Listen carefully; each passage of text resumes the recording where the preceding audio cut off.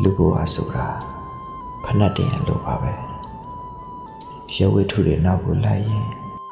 ဖဏတ်ပါပြီးနောက်ဆုံးပြတ်သွားတာပဲလေလိုချင်တာတွေတိတ်များနေတကယ်ပဲရင်မောရတတ်တယ်ဖြစ်ချင်တာတွေတိတ်များနေရင်လည်းလမ်းချော်သွားတတ်တယ်မျောလင်းတာတွေတိတ်များနေပူပန်ပြီးရင်ပူပန်ရလိမ့်မယ်မလိုအပ်တဲ့အရာတွေအပေါ်မှာအရန်ကြီးခင်တွယ်မနေနဲ့စိုးရိမ်တောကတွေကိုလည်းလိုတာထက်မပိုနိုင်ဖြစ်နိုင်ဖယ်ထုတ်လိုက်ပါမဖြစ်သေးတဲ့ကိစ္စတွေကို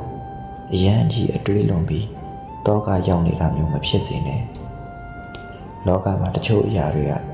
မလိုချင်တာတွေလည်းရလာတတ်တယ်မဖြစ်ချင်တာတွေလည်းဖြစ်လာတတ်တယ်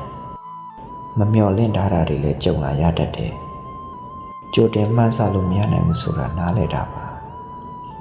လိုချင်တာတွေမရပဲမလိုချင်တာတွေရလို့စိတ်ညစ်နေမယ်ဆိုရင်စိတ်ညစ်ခြင်းတွေကအဆုံးသတ်နိုင်မှာမဟုတ်ပါဘူးအတိတ်ကရခဲ့တဲ့နာကျင်စရာတွေကိုမေ့ဖြစ်ပြီးသင်ခန်းစာကိုပဲတင်ထားပါ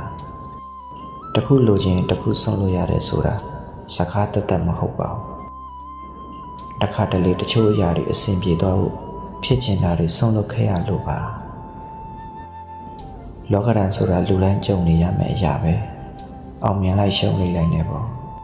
ဘယ်သူမှတသက်မှတ်တယ်မရှိနိုင်ပါဘူးဒါဘဝပါပဲဘဝဟာတူတူလေးမှုအမုန်းနေတဲ့အချိန်ကိုမခံပါနဲ့မိတ်ဆွေအမုန်းနေတဲ့အချိန်ကိုမခံပါနဲ့မိတ်ဆွေ